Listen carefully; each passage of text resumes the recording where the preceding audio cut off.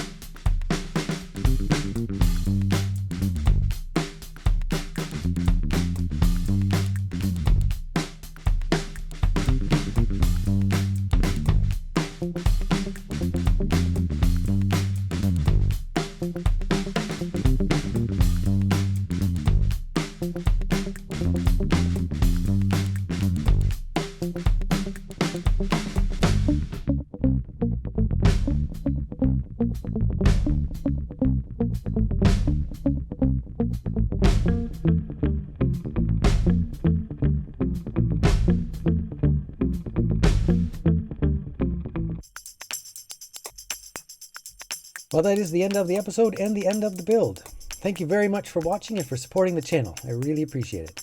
And keep an eye out for a new build series starting very soon. So if you enjoyed the video, I'd appreciate if you give me a like down below. Check out the playlist for previous videos. Subscribe if you want to follow along, and we'll see you in the next one. Bye-bye.